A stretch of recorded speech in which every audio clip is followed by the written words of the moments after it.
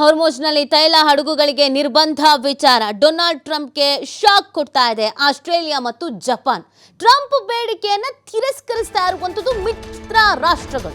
ನೋಡಿ, ಟ್ರಂಪ್ ಒಂದು ಕರೆ ಕೊಡ್ತಾರೆ, ನಾವೆಲ್ಲ ಒಂದಾಗಬೇಕು, ಮಿತ್ರ ರಾಷ್ಟ್ರಗಳು ಒಂದಾಗಬೇಕು ಅನ್ನೋದನ್ನ ಹೇಳೋದು. ಇದರ ಮುಖಾಂತರವಾಗಿ ಹಾರ್ಮೋಜ್ ಮೇಲೆ ನಾವು ಕಂಟ್ರೋಲ್ ಅನ್ನ ಸಾಧಿಸಬೇಕಾಗತ್ತೆ ಅನ್ನೋದನ್ನ ಹೇಳಿಕೆಯನ್ನ ನೀಡಲಾಗತ್ತೆ.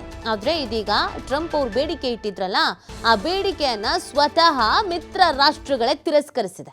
ಜಲಸಂಧಿ ಮೇಲಿನ ಹಿಡಿತ ಸಾಧಿಸುವ ಟ್ರಂಪ್ ನಡೆಗೆ ಈ ಮುಖಾಂತರವಾಗಿ ಒಂದು ದೊಡ್ಡ ಹಿನ್ನಡೆ ಆಗಿರೋದು. ಹಾರ್ಮೋಜ್ ಜಲಸಂಧಿಗೆ ಯುದ್ಧ ನೌಕೆ ಕಳಿಸಲ್ಲ ಅಂತ ಆಸ್ಟ್ರೇಲಿಯಾ ಹೇಳಿದೆ.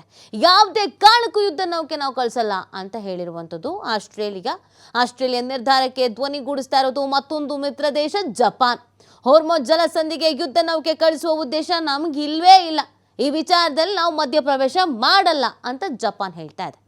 ನಾಟ್ ದೇಶಗಳು ಒಂದಾಗಬೇಕಾಗತ್ತೆ ಅನ್ನೋದನ್ನ ಟ್ರಂಪ್ ಹೇಳಿದರು. ನಾವೆಲ್ಲ ಒಂದಾಗಬೇಕಾಗತ್ತೆ, ಇರಾನಲ್ಲಿ ಹಿಡಿತ ಸಾಧಿಸ್ತಾ ಇದೆ, ಅದನ್ನು ತಪ್ಪಿಸ್ಬೇಕಾಗತ್ತೆ, ಚೀನಾಗೆ ಇದು ತುಂಬ ಹೆಲ್ಪ್ ಆಗುತ್ತೆ, ಚೀನಾ ಕೂಡ ಇದ್ರ ಬಗ್ಗೆ ಗಮನ ಹರಿಸ್ಬೇಕಾಗತ್ತೆ, ಮಿತ್ರ ರಾಷ್ಟ್ರಗಳಾದ ನಾವು ಒಗ್ಗಟ್ಟಾಗಿ ಒಂದಾಗಿ ಇರಬೇಕಾಗತ್ತೆ, ಹಾರ್ಮೋಜ್ ಮೇಲೆ ಕಂಪ್ಲೀಟ್ ಆದಂಥ ಕಂಟ್ರೋಲನ್ನು ನಾವು ತೆಗೆದುಕೊಳ್ಬೇಕಾಗತ್ತೆ ಅಂತ ಕರೆಯನ್ನು ನೀಡಲಾಗಿತ್ತು.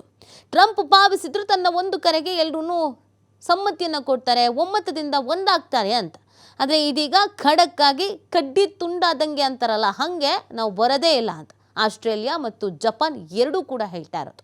ನಮಗೂ ಇದಕ್ಕೂ ಸಂಬಂಧವೇ ಇಲ್ಲ, ನಾವು ಮಧ್ಯಪ್ರವೇಶ ಮಾಡೋದೇ ಇಲ್ಲ, ನಾವು ಕಳಿಸೋದೇ ಇಲ್ಲ, ಈ ವಿಚಾರದಲ್ಲಿ ನಾವು ಇಲ್ಲ ಅನ್ನೋದನ್ನು ಜಪಾನ್ ಮತ್ತು ಆಸ್ಟ್ರೇಲಿಯಾ ಎರಡೂ ಕೂಡ ಹೇಳೋದ್ರ ಮುಖಾಂತರವಾಗಿ ಟ್ರಂಪ್ಗೆ ಇದೊಂದು ಆಘಾತ, ಹಿನ್ನಡೆ. ಇದು ಟ್ರಂಪ್ನ ಕೆಲವೊಂದಷ್ಟು ನೀತಿ ನಿಯಮಗಳು ಸ್ವತಃ ಆ ದೇಶದಲ್ಲಿರೋರಿಗೆ ಇಷ್ಟ ಆಗಲ್ಲ.